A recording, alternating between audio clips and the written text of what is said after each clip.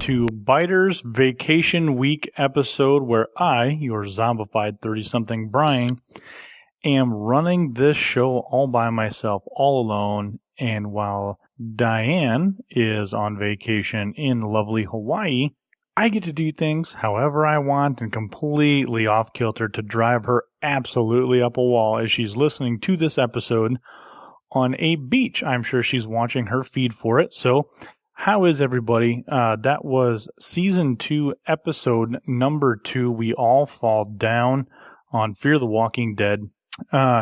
Just a little bit of housekeeping from the previous episode. Oh, we're not doing numbers. We're not doing directors. We're not doing actors. I am making my own show up as we go along here. There is no script for this. It's absolutely pandemonium. One thing we are going to stick to is I will stick to the epic fail and epic fail. We're going to try this solo. We didn't have enough time to find a replacement. Always looking for those people out there. So always watch the Facebook feed. I'm always posting stuff out there. If anyone has any questions, comments about Fear the Walking Dead, make sure you go ahead and post those up in the Facebook group so we can get back to you. It gives me stuff to talk about while I'm doing this all on my own. So let's just jump right into this episode. There was some feedback. It seems like people are really struggling to really buy into this. It's starting out a little slow. There's nothing really to really latch onto for us seasoned viewers. So hopefully here I will have some good time to explain things out. Over on in the Facebook group, we had our good friend Thomas O'Mara. Kind of reached out to him during the show. We kind of had a couple back and forths. Thomas went ahead and gave this a 2.5 head wound G.I. Joes out of 5. That's a good callback to the boys' toys up in his bedroom there. He had the little red dots for when they get sick, this is what has to happen. So that was kind of cool. Thomas wishes he had some of those pills because the episode was boring. While I do agree, it was a little slow, it was a little wicked, but I think there were definitely some things out there and hidden, sprinkled throughout this episode. I'm going to go ahead and give it a 2.75, floating walkers washing up on shore out of 5. I thought that was just a great concept, and which coincidentally is my epic for this week, as the walkers washing up on the beach is something that I really didn't think of. I'd always imagined them going into the water, never coming out of the water. So to watch those walkers kind of washing up on this island and to see them floating, and then as soon as they're able to kind of get some traction underneath them, they just stand up and walk.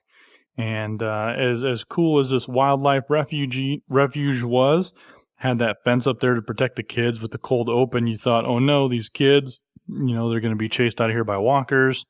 But as they hear it, it hits up against the fence. And you see that they're completely unaffected by what's going on. That thought of, when we always had this conversation about if the zombie apocalypse happens today, I am going to get on a boat and I'm going to go to an island, and that way I'm safe. Well, unless you have a fence all the way around the perimeter of your island, you are not safe. It was talking about ferries that had tipped over, or people that had died in boats, or people, you got to think about it. The walkers walking into the ocean likely will follow the same trash and currents as pollution does, so it's going to wash up at some point. So that was a very fun look at that kind of a look at the walkers. So I don't have anyone to kick this off of to. So the fail, jumping right into the fail, for me in this episode was Madison trying to split the families apart. We'll dive into this a little bit deeper coming up in the Rotten Potpourri, but I'm sure some of you out there were in the same boat I was, as she was talking to the mother and saying, hey, Melissa, why did you turn the light? Let me help you. And she's just completely okay with taking these kids away from their families out of everything. So there's a lot of stuff to talk about in that coming up here.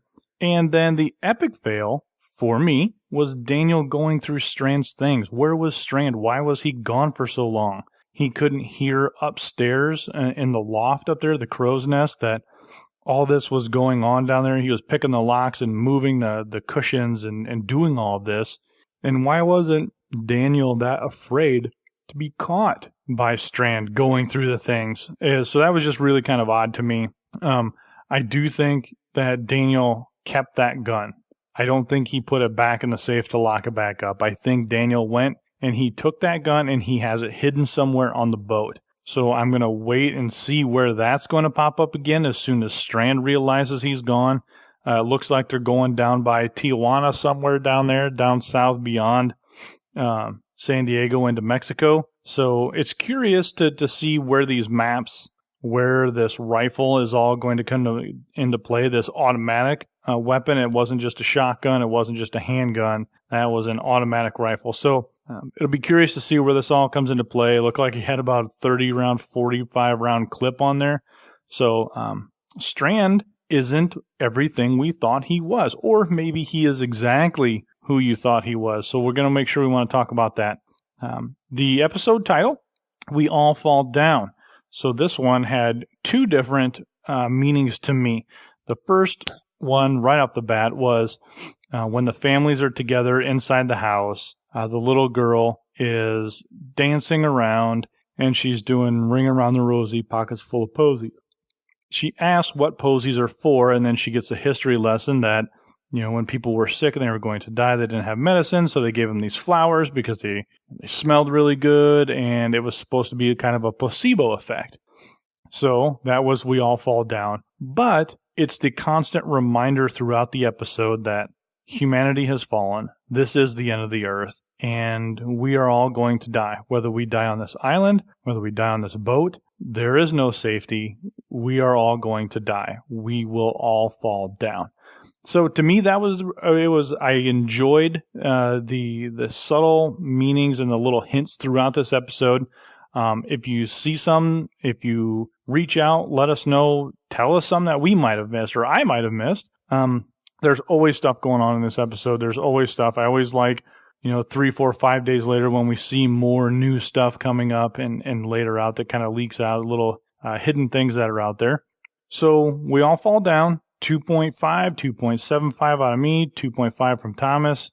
One of the things that really kind of stood out to me is the family that were the park rangers on this wildlife refuge. And you always kind of wondered if we were ever going to run into those survivalists, those doomsday preppers, so to speak. And I think that's kind of what this was a reference to, really showing that modern day, our society now in 2015, 2016, our people are a little bit more prepared. We have all these preppers. I know people who have go packs in their house just in case. Nothing extremely crazy, but they do have necessities in a bag that if anything happens, be it a tornado, floods, or really something bad, just in case. It's not that strange to see this. So to see this family here in this refuge, the state park, these rangers knowing how to deal with life. You see them, they're like, yeah, we know it's the downfall.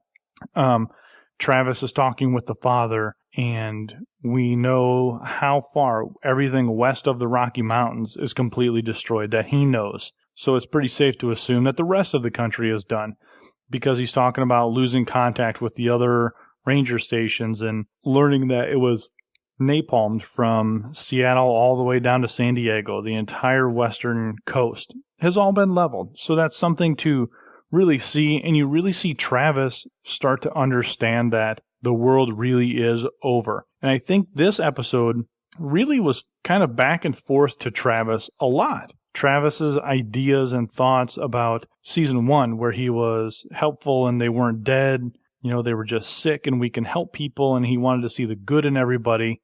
Then at the end of last season into this season, we see that he is really focused on the evil in people, and he seemed to have been turning that corner to deal with the realities of this world. If you look back to last week when they drove past the boat of refugees, he was fully prepared to say, I'm protecting my family. That's why we can't let them on board, because we don't know who the bad ones are. So I have to protect my son and not worry about those other 80 people.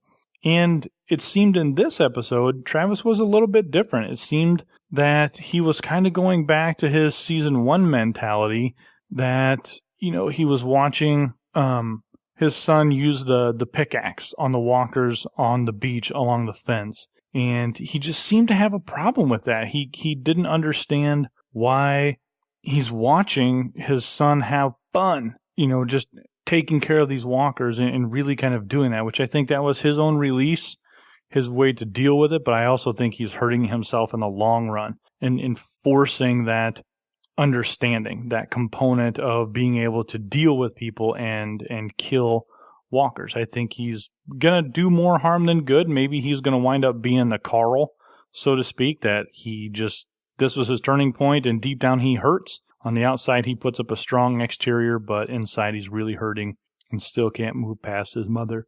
So as Travis is watching this, he's also learning the world is crumbling. He's learning that his son is comfortable in killing walkers that really look human. There's no rotting. They still all look human.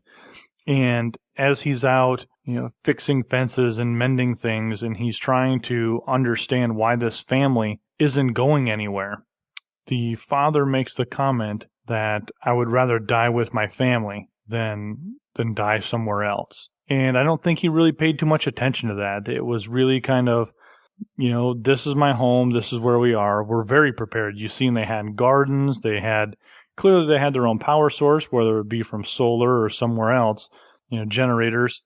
They had a lifestyle. They were perfectly equipped to live on this island. They had safety measures in place. And even those safety measures went to the power pills that the father was setting the family up to be able to take. The mother knew the reality of those power pills. The oldest son knew the reality of those power pills, but it was clear that the two children did not. And they had been told that when the time comes, we'll all take this power pill to make sure we're all safe. And Nick, when he was learning about this, he thought it was just more of like some kind of pain med. So he went right to, looking once a junkie, always a junkie. But in his moment of hunting for the drugs, he knew right where to go. He knew the little hidden trinket that seemed kind of out of place, and he knew where the stash hideouts were. Then he realized that, these were beyond. They were cyanide pills. It wasn't just acid or some kind of Oxycontins. These were bad pills. So you kind of see him, have that moment of guilt when the daughter walked in and everything kind of to see all these things. So, you got to see a lot of characters really go back to their season one, their beginning mentality, and go back to that feeling that they had early on, who they were prior to the apocalypse, but then be brought right back to it. And Travis is right back to it. What I believe was when he decided, okay, it's okay to take the kid. They're having the conversations, and the mother's name was Melissa. She's telling him that the kids need to be taken away from here. We're all going to die. We're all going to fall down here. And I want to die knowing that maybe they're going to have a shot living somewhere else, because my husband's crazy and he's planning on all of us drinking the Kool-Aid at the same time and dying together instead of dying with strangers or apart from each other. But the mother, she clearly had these issues going on for a while, where she had admitted to not using the light as a mistake, where she was taking that gamble of being all killed, or at least giving her children some sort of hope. And she was setting up to just let go of her kids and hoping that they would have a better life at some point, which is kind of brave. So that kind of brings us to question number one for you, the listeners. Do you think it's right to take someone's kids like that? If one half wants them and they were just going to steal the kids away, yes, Melissa said it was okay, but the rest of the family didn't agree to giving the kids away. And while the father may have been crazy, we don't know when he was going to use those pills. Maybe they were going to use those pills when the house was completely surrounded and walkers were all the way around and there was no way out of it, instead of killing themselves with guns or having to kill each other or watch each other get ripped apart. Everyone would just take a pill and then everyone would die. And yes, they would reanimate, but nobody would know. So I technically, since we don't know the timeline of when he was going to want to give those pills, I don't think he was that in the wrong spot. It's a very peaceful way, especially if the younger children are fully aware of, these are going to help and protect us. It's going to protect us from getting ripped to shreds is really what it was protecting them from. So do we know that Madison, was it okay for Madison to do what she was doing and to go through with what she was wanting to go through at that point? And then we see it kind of melt down where, Nick, he had that globe, he looked in it, but then he set the globe down. If you remember, he took it from a top shelf and he put the globe down and he never moved it back up because the daughter came in. I think that will have something on Nick. I think he knew he was semi-responsible because he left those pills and that globe in reach of the younger children because they weren't going to get way up on top of the shelf that he got them down from. So there had to be some sort of guilt, and I think that's what it was. I think that's why he watched it all the way through, where the oldest son shot and killed the mother, Melissa, in front of the younger son. I think that's why he watched it all the way through, because he knows deep down inside he's 100% responsible for it. Now, on the other side, the eldest son told Madison, this is your fault. This was because of you. Because before, they were all kind of living and everybody understood where they were. So now Madison is going to believe she is to blame. So now you have Nick and Madison of the same family thinking they are to blame for the same situation, or they had some part in that situation on what's going on. So it'll be interesting to see how those emotions kind of come back into play.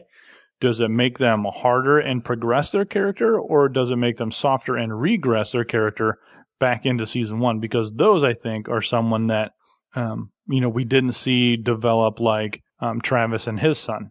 So on from them, enough of them. I do want to say last week when we talked about the boat being attacked and capsized, I said, that's probably the Coast Guard. It's a 50 cal. Boom. Everybody backed me up. Daniel backed me up there and said, yep, too many rounds fired. High caliber to sink that boat. It's a 50 cal. It's the Coast Guard. It's some sort of military did that. So bam, nailed that call. Let's look at Ophelia and Daniel's relationship there for a second. We'd always known that once Ophelia seen what Daniel was doing to her National Guard boyfriend and he was torturing him, she started to learn about who her father was, escaping the war in, I think it was Ecuador is where they were from. To learn of that, she never really understood her father, and she felt she had lied to, and that he was a monster and all this bad stuff. The comment tonight was when she was sitting at the dock, he went down, he was trying to talk to her, hoping she would talk to him back. And even though he got a sentence out of her, I think it was the sentence he was looking for. She said, I'm starting to understand this world. And by understanding this world, I understand you. So you think it's a good comment, and then she says, cruel, and then she walked away. I thought, oh, you know what, that she just took another jab on him. But ultimately, I think that's what he wanted to hear. And I don't think it was meant to be very harsh. I just think she's now, yes, it's cruel, but also necessary. And I think she's understanding that, what we're doing now is necessary for our survival. Ultimately, is no different than what my father and mother did for me escaping our country coming into the United States. So I think they were all kind of on the same boat and doing the right thing in that correct way. So Daniel, he's kind of following Strand and he's hawking over him. And Strand even makes a comment, you're following me like the shadow of death. And I was kind of getting annoyed with Daniel and how he kept just staring at him and trying to get Strand to crack. And I think that's what he was trying to do, because Strand assumes he's just an old man and he's not really going to do anything. But Daniel knows he'll kill him if he has to. So that's kind of all there and going on. And he just keeps picking his brain and trying to get him to crack and find out what's happening. And then when Strand realizes that the Coast Guard boat that was tracking him is gone, which was weird. I don't know why they didn't go and hunt around the island too and look for a dock. But anyways, maybe they're just lurking out. Maybe they know they're there and they're just kind of went off the radar and they're going to kind of wait until the Abigail shows back up on the radar. Definitely possible. So we have to wonder, at what point is Strand going to realize that Daniel went through his stuff? Is Daniel just going to call him on it? I don't think so. I don't think that's who he really is. I think he's just kind of going to lead on. It's like, are we going to Mexico? Is this where we're going? What are we doing? But I also do think Daniel has that rifle hidden somewhere else on the boat now, because Strand thinks it's underneath that seat in that safe. And if he thinks it's in the safe, he's never going to go look for it elsewhere. So as long as he doesn't have the need to look in there, he's not going to look in there. And if he goes for some power play and goes to get it, Daniel goes down another level on the deck and gets it out of his room, he wins. And by my count, Daniel pretty much has all the weapons at this point. They have the rifle, he has a handgun, and now he has an automatic rifle. So Daniel has all of the power, but he's letting Strand think he has the power and is letting Strand's plan play out. So that way, if Strand's plan was to sell them, use them as commodities, kind of do whatever, he can just go pull a gun, and Strand says, okay, I got my rifle in here. And then he's like, actually, I found that a long time ago. So then Strand loses all of his power. Now it's their boat. So it'll be interesting to see how that kind of plays out. So let's go back and look at Strand here now for a second. And Strand, we've seen those maps, seen the place kind of marked down in the Baja or whatever. So we know where he's going. We know he's going to Mexico. He was supposed to meet somebody in San Diego, but it was leveled and he started to panic, and you have to see it with my own eyes. So he was looking for somebody, but then he uses his phone, and it's not a cell phone. It appears to be like a sat phone, because you would assume that the cell towers were down through all the napalm. So maybe it's a sat phone, and I'm assuming that it's somebody of importance. I don't think it's going to be somebody from a bad business deal. I think it's going to be somebody of importance, somebody in his life that meant a lot to him. We don't know if he has family. We don't know if he has a wife. We don't know if he has a child. Maybe he has a daughter and his bodyguard. Maybe they're the ones he was supposed to meet, and they had another boat and they were staying away from people. So we have to look at those kind of options there, and we have to think about that. The show is setting Strand up to be some giant bad guy once we peel back the layer of the onions, but maybe deep down inside he didn't want to reveal his hand that he has a daughter that he cares about, and he is doing everything he can to get to his daughter, and he wanted to bring other people along so they can have multiple families together and have a better chance at survival. Maybe it's not anything that we think at all. So we have to think about that. I don't think I'm kind of changing my mind on Strand. I think deep down he's going to be a good guy, but you also have to wonder, like Daniel points out, is he was ready to leave. He was all ready to go. He was ready for evacuation before it even started. Why was he ready to go? I think all of these questions will be answered when we find out what Strand was doing professionally, whether it's a government contractor, whether he knew somebody who knew what was going on, whether he knew some kind of first responder that said, no, these are zombie-like viruses, and you know what, maybe his bodyguard and entourage are the ones who prepped everything ready for him to go. Because on The Talking Dead, they brought up a very good point. Why was Strand in quarantine? He wasn't sick, he wasn't hostile, he wasn't aggressive. He wasn't like any other person in any of the quarantines. So why was Strand in there? Why and how did he get put in there? Because you wouldn't naturally want to get put in there unless you were looking for certain characters to bring with you. And that's where he picked up Nick, because he even said, I need someone like you, a man of your talents in this world. So he already knew stuff was happening. So there's all these mysteries rooted in Strand being ahead of the game at every step. Whether it's prepping, the apocalypse, the situations that they were going to encounter, the people they were going to encounter, and apparently where we're going. They had some kind of safe house. They had some kind of everything. So don't run too hasty. Don't judge on Strand too quick. And I hope I'm changing your mind about this episode. There are lots of little tidbits that were spread throughout this episode on what's coming up and who is who and why they are the way they are. So this will be a short episode, so because I don't have anybody to argue with and try and convince, so I'm just trying to convince everybody out there. One of the last things that I wanted to bring up is a line from tonight, Fear the Walking Dead, that was an extremely similar line in The Walking Dead about, I think it was 2 or 3 before the end, is where Carol left, where she East, in the episode East, where Carol left. When Travis and the father of the ranger, they are mending the fence and they're looking over at the Ferris wheel and all that, and they're talking about, there's probably a couple hundred walkers over there. They get wind of us. I don't know what's going to happen, and Travis is starting to pick his brain a little bit, like, why won't you do this? Why won't you do that? And he says, there's no right or wrong, not good or bad. There just is. And that was an extremely similar line that Morgan said after realizing what he indirectly did to Carol.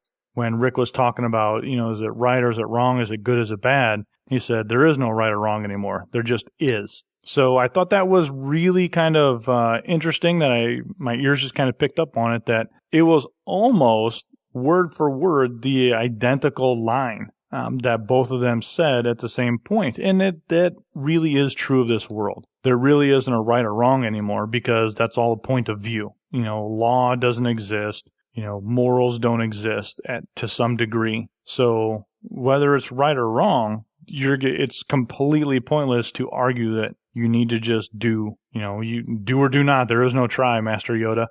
And I think that's really what the sum of the apocalypse is. You just do. There's not right, there's not wrong. Because if I have to if I drive past this boat of refugees, it may appear to be wrong. However, if we let them all on, we all die. There's 80 people. We have barely enough supplies for 8 of us. I can't bring on 80 people. So, and then if you do, then you have to decide who does come on and who doesn't. So there is no right or wrong. There just is. And I think that's really how our people, our cast of Fear the Walking Dead, are really going to deal with those emotions. And the quicker they accept that, the quicker Travis accepts that, I think he will be more prepared to handle his son, handle the emotions that his son is dealing with, be able to talk Madison down and in and out of certain feelings towards certain things and situations. And maybe that's going to be his mission this season, is to really get people to understand that point is it's not right or wrong. It just is. So I'm going to take one quick look out here, back out to the Facebook group. I told you this is going to be quick. There's no point dragging this out for everybody. There's no script. There is no schedule. So we're just going off the rails tonight.